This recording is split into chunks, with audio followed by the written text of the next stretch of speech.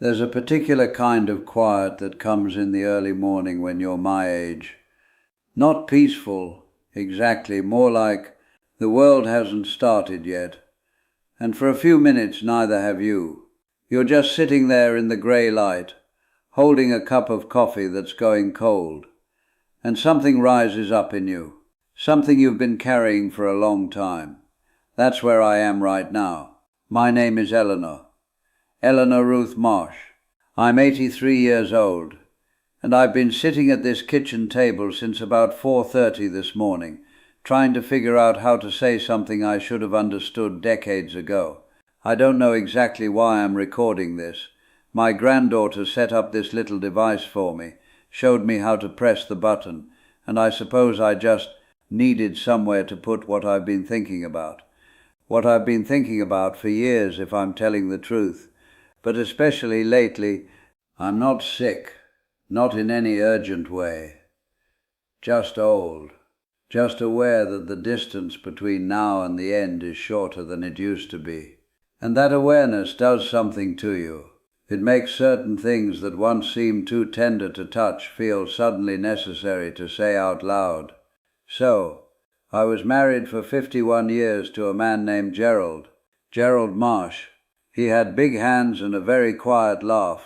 He drove too slowly and he could never remember where he'd put his glasses, even when they were on top of his head. He died 7 years ago in the spring on a Tuesday afternoon when the windows were open and you could hear the neighbor's lawnmower running. I was in the room with him, I held his hand, and the last thing I said to him, the very last thing before he was gone, was, "It's all right, Jerry, it's all right." And I've spent 7 years wishing I had said something else. Not because those words were wrong. They weren't cruel or careless. They were kind, I think. They were the right thing to say to a man who was frightened and tired and trying to let go. But they weren't what I meant. They weren't what I'd been meaning to say for most of our life together. I grew up in a family that didn't talk about the inside of things. You expressed yourself through doing. You made dinner. You showed up. You fixed the screen door without being asked. Saying the thing out loud, the real thing, the underneath thing that was considered excessive somehow. My mother used to say that people who talked about their feelings too much were performing. She'd use that word, performing, like genuine emotion was always a little suspect if it came out of your mouth. And I took that in. Children do. You take in what you're given and it becomes part of the architecture of who you are. You don't question it for a long time. Sometimes you don't question it at all. I met Gerald when I was 26. He was 29. He worked at the county planning office. And he had this way of looking at you like you'd just said something genuinely interesting, even when you hadn't said anything remarkable at all. It made you want to keep talking. It made me feel for the first time in my life like the inside of me was worth something. But even then, even with him, I kept the real things back. Not out of fear, exactly. More out of habit. More out of not quite knowing the words, or not trusting them. Not trusting that saying them out loud wouldn't somehow make them smaller, or make me look like I was performing. There was a night maybe 3 years into our marriage. We'd had an argument. I can't remember what it started over. Something ordinary. Something about money or whose family we were visiting for the holidays. But it had turned into something else. The way arguments do when the surface thing isn't really the thing at all. He had said something that stung. I had gone cold and quiet, which was my way. He had gotten louder, which was his. And then we just stopped, the way you do. We went to bed with it unresolved and lay on opposite edges of the mattress. And I lay there in the dark, listening to his breathing and thinking, I love you and I'm so afraid you don't know how much. I didn't say it. I told myself I'd say it in the morning, when things had settled. And by morning the moment had passed, and we were civil again, and then we were fine again, and it never got said. That was the pattern. Not every day. We weren't an unhappy couple. I want to be clear about that. We had genuine warmth. We laughed together often. We built a life that had real texture and real beauty to it.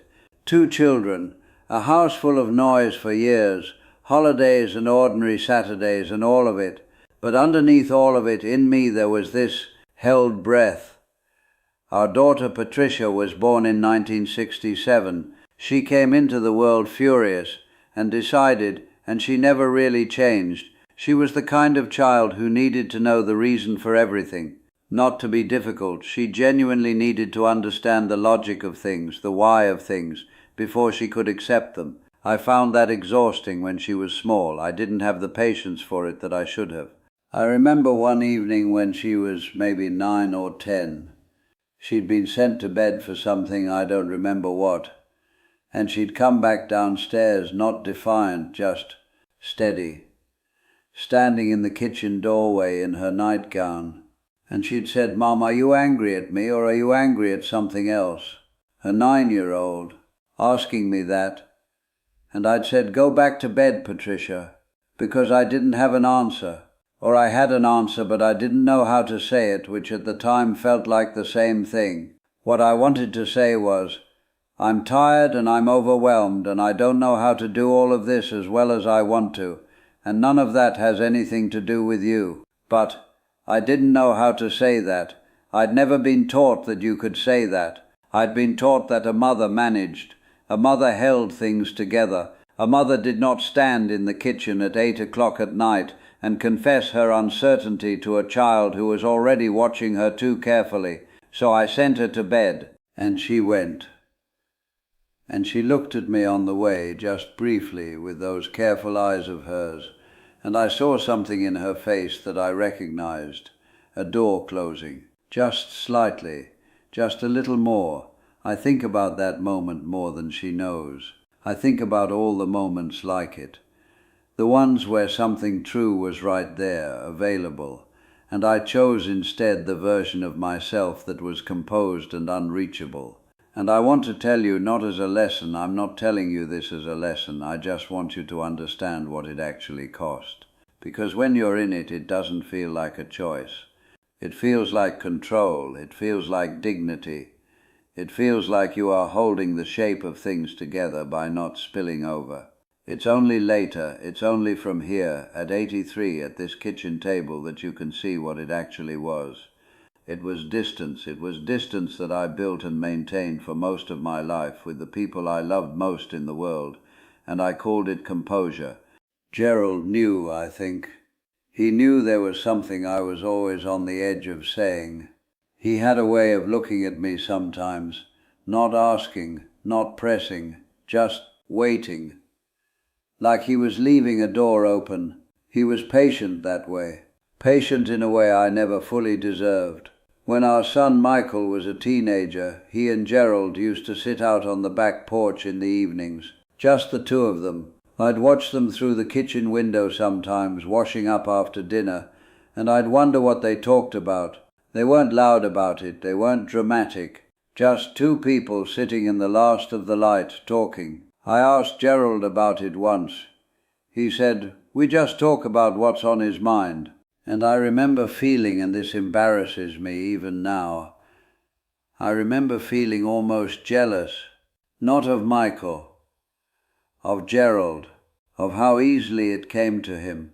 The willingness to just sit with someone and let them say what was on their mind without needing to fix it or redirect it or manage it into something more comfortable. I didn't have that. I don't know exactly when I lost it or if I ever had it. But I watched my husband do it like breathing for 50 years, and I never quite learned it myself. There was a period in our mid-50s when things between Gerald and me got genuinely difficult. I'm not going to go into all of it. Some of it isn't mine alone to tell. But there was a stretch of maybe 2 or 3 years where we were polite to each other in the way that's actually a form of silence, where we functioned well together as a household, and almost not at all as two people who were supposed to know each other. I remember lying awake during that time. I did a lot of lying awake, and thinking about whether we were going to be all right. Not in a panicked way. More in this slow underwater way, like I was watching something I cared about very much slipping just slightly out of reach, and I was too tired and too proud to swim toward it, Gerald was the one who finally said something. He came home one evening and instead of the news or the paper, he just sat down across from me and said, "Ellie, I think we need to talk about what's actually happening. Not accusing, not even particularly sad, just honest, just clear." And I said, "I don't know what you mean," which was a lie. I knew exactly what he meant. He looked at me for a long moment and then he said, "I think you do." And then something in me just released. Something I'd been holding for so long I'd forgotten I was holding it. And I started to talk. Really talk. In a way I almost never did. And he listened in that way of his, that patient, waiting way. And by the time we were done it was past midnight, and we were both crying, which was not something we did, either of us, or at least not in front of each other. We came back from that. We had 20 more good years from that. And I think about the years before it, the years I spent choosing composure over contact, and I wonder what we missed, what we could have had that we didn't, because I didn't know how to say the inside thing until I was almost too late. Patricia and I have a better relationship now than we did when she was young. She came into her own, somewhere in her 30s, and became someone I genuinely enjoy spending time with, which is not something every mother can say about every child, and I'm grateful for it. She's funny in this dry, observational way that Gerald had. She calls me every Sunday. But there was a long period, her 20s, most of them, when we weren't close. She'd moved to Seattle, which was fine, of course. Children leave. But she didn't call often, and when she did, the conversations had a kind of courtesy to them that felt like distance wearing formal clothes. We talked about practical things, weather, jobs, the news. I knew what was on the other side of that. I knew there were real things she wasn't saying to me, because she'd learned from me that those things didn't go into words, that you handled them alone and in private, and you came back to the surface looking composed. I'd taught her that, without meaning to, without a single lesson, just by being who I was in front of her for 18 years. And I didn't know how to open that back up. I didn't know how to call her and say, "I think you learned something from me that I shouldn't have taught you, and I'm sorry for it." So I didn't, not for a long time. She came home for Thanksgiving when she was 29. I remember the exact year because my mother had died that previous spring, and the house still felt different without her, even though she and I had never been particularly easy together either. Grief is strange that way. You can mourn someone you were never fully close to, maybe because you're mourning the closeness you didn't have as much as the person themselves. Patricia and I were washing dishes together after dinner. Michael and Gerald and the kids were in the other room, and she said, without looking up from the sink, "Did you and Grandma get along when you were younger?" And I said, "We managed." Which was true, we did manage. But it was such a small word for such a large thing. And she nodded like she'd expected that answer, like it confirmed something she already knew. And I should have said more, right then, right in that moment, with our hands in the soapy water and the voices of our family drifting in from the next room. I should have said, "No, not really, and I think I understand why now, and I think some of it is in me too, and I'm sorry if it's gotten into you." I didn't say it. I handed her a pot to dry and I changed the subject. I said it eventually, about 6 years later, long distance on the phone. She was going through something difficult in her own marriage and she'd called, which was unusual. And in the middle of the conversation something cracked open a little, and I said awkwardly, imperfectly, nothing like how I'd rehearsed it in my head. I said, "I don't think I gave you a very good model for how to say the hard things. I think I kept too much back, and I think you saw that, and I'm sorry it ended up being something you had to carry." There was a long silence, and then she said very quietly, "I've been waiting a long time to hear you say that." Not angry, not triumphant, just relieved. And I thought she was waiting. All that time she was waiting for me to say it, the way I'd been waiting for my own mother to say something similar, which she never did, which she went to her grave never having said. And here I'd nearly done the same thing. Another generation of it. Another woman keeping the real things back and calling it dignity. The years after that, Patricia and I found something better between us. Not perfect, not without awkwardness or the occasional friction, but real. More honest. She started saying things to me she'd never said before. I started being able to hear them without going cold. It was like learning a language, honestly. Late, but not too late. Not quite. Gerald got sick the summer he was 78. Not a dramatic illness at first.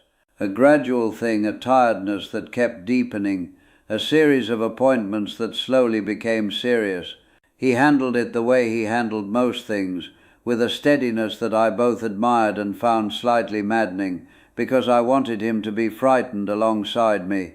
I wanted company in it. He wasn't frightened. Or if he was, he carried it somewhere private, which was the one area where he was, I suppose, more like me than I'd realized. We had almost 2 years from diagnosis to that Tuesday in April. And in those 2 years I tried to say the real things, the underneath things, more than I ever had before. We'd have evenings where we'd sit on the back porch in the way he used to sit with Michael, and I'd try to leave doors open the way he'd always left them for me. I told him things I'd never said in 50 years of marriage, things that were embarrassing to say at 76 because it felt like they should have been said at 30. He never made me feel embarrassed, he just listened. Sometimes he'd say something back, and sometimes he'd just nod and put his hand over mine on the armrest. We got something in those 2 years that I'm grateful for, something fuller. But there was one thing I kept meaning to say and didn't. Not because I was afraid of it. I knew what it was. I knew the words. I had rehearsed them honestly, the way you rehearse things when you suspect you're running out of time. I just kept thinking there would be more time. That's the thing they don't prepare you for. Even when you know, even when you're watching the clock, some part of you keeps insisting on more time. Some part of you puts the real thing off one more day because the real thing is large, and you want to approach it carefully, and there will be a better moment, a cleaner moment, a moment when the light is right and you're both ready. And then there is no more moment, and you're sitting in that room holding his hand, and he's going, and all the careful preparation dissolves, and you say the easy thing, the kind thing, the composed thing. It's all right, Jerry, it's all right. What I wanted to say was this. I wanted to say, you made me feel for the first time in my life like the inside of me was worth something. And I spent 51 years not knowing how to give that back to you properly, not knowing how to say it out loud the way you deserve to hear it.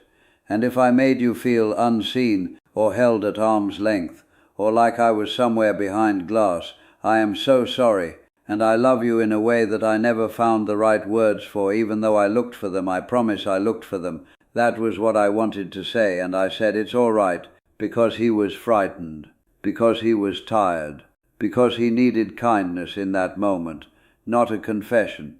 Maybe it wasn't the wrong choice. I don't know. I've turned it over so many times that I can't see it clearly anymore. But I wish I had found a way to say it before that room. That's the thing. That's the thing I've been sitting with for 7 years. Not that I said the wrong thing at the end.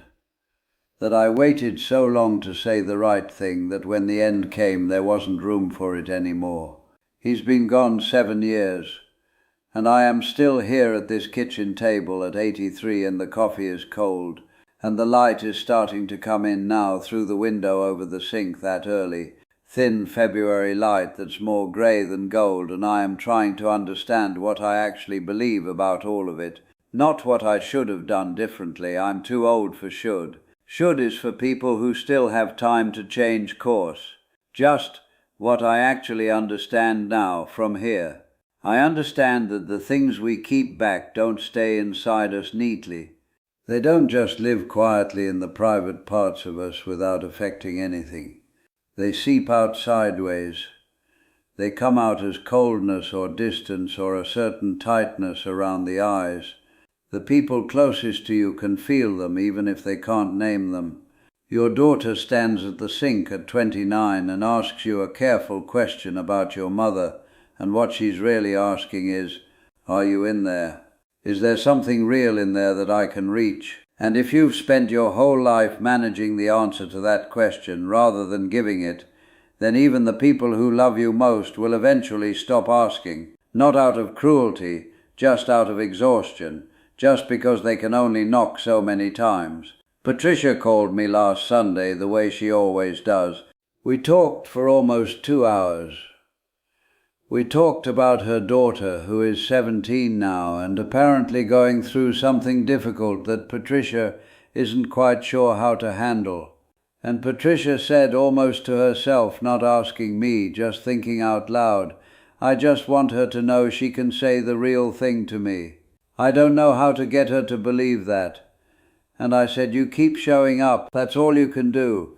You just keep showing up and you stay open, and eventually she'll believe it." And Patricia was quiet for a second, and then she said, "Is that what you did with me?" And I had to be honest. I said, "Not at first, not for a long time. But eventually, yes." She said, "I know, and it helped. Eventually it helped." And that was, I won't pretend it didn't mean a great deal to me. It meant a very great deal. But I also thought about the years before eventually, about all that time that went by, about her in her 20s in Seattle, having learned that the real things stay private, about Gerald on the back porch leaving doors open that I kept neglecting to walk through, about my mother who went to her grave having never said the particular thing I needed to hear from her, which I suspect she felt, which I suspect she spent her own years holding back because she too had been taught that you hold it back. Where did it start? I don't know. I've thought about it and I can't find the beginning. Some original distance passed down through hands that were doing their best and didn't know what they were passing. I'm not afraid of dying. I want to say that clearly because I don't want this to sound like it is coming from fear. I've lived a long life. I've had more love in it than I probably deserved, and more beauty than I sometimes let myself feel. I've watched children grow into people. I've held grandchildren. I've had evenings on a back porch with a man who had a quiet laugh and big hands and more patience than anyone I've ever known. I'm not afraid, I'm just aware of the shortness of things, of how much of a life can go by while you're waiting for a better moment to say the underneath thing. Michael came to visit in October. He's 61 now. He looks like his father in certain light around the eyes, the way he tilts his head when he's listening. He stayed for a week, which was lovely, and we had good time together, easy time. On his last evening we were sitting in the living room after dinner, and he said, "Do you ever talk to Dad, like in your head?" I said, "Sometimes." He said, "Me too. I tell him things. I know it's probably not. I don't know what I think it is. I just do it." I said, "I think that's fine, Michael. I think that's more than fine." And then I said, and I'm glad I said it, I'm glad I've gotten at least a little better at this late. I said, "I want you to know that your father was very proud of you. He told me that often, and so am I. I don't think I've said that enough." Michael looked down at his hands for a moment, and then he looked up and said, "Thanks, Mom." Simple as that. "Thanks, Mom." But his eyes were bright, and I could see that it landed somewhere real, and I thought, there it is. That's what it costs nothing to say, and what it costs so much to withhold. I've been thinking since Gerald died about what exactly I was protecting, when I kept things back, when I chose composure over contact, year after year, moment after moment. I think I was protecting something that felt like self-possession. Something that felt like if I said the real things out loud, I would become dependent on how they were received. If I said "I love you" more than I know how to say, and he looked away or got uncomfortable or the moment passed awkwardly, I would have spent something I couldn't get back. So I didn't spend it. I kept it, and I kept it, and I kept it. until the only moment left was the one where he was going, and I said it's all right, and he was gone, and then there was no one left to spend it on, except slowly, imperfectly, on the children, on Patricia, on Michael, on the grandchildren, who I think get more of the real me than anyone ever did, maybe because I'm too old now to maintain the performance, maybe because at 83 the distance just takes too much energy, or maybe because I learned something finally about what the holding back actually costs. I'm going to stop recording soon. The light is fully in the kitchen now, and I should eat something. And my back is stiff from this chair, and I've said most of what I've been meaning to say. I don't know who will hear this. Maybe no one. Maybe my granddaughter will find it and think, oh, there's Grandma Eleanor again. Maybe that's enough. Maybe saying it at all after so long is something. Gerald, if something of you is somewhere, if any of this gets to you in whatever way things get to wherever you are, I want you to know that what I said wasn't what I meant. What I meant was you made me feel like the inside of me was worth something, and I didn't know how to give that back the way you deserved, and I'm sorry for the distance, and I love you in a way that was always larger than what I let out, and I'm still here at your kitchen table with your cold coffee and your cold morning light, and I miss you in a way that is larger than I knew I was capable of. That's what I meant. It's all right, Jerry.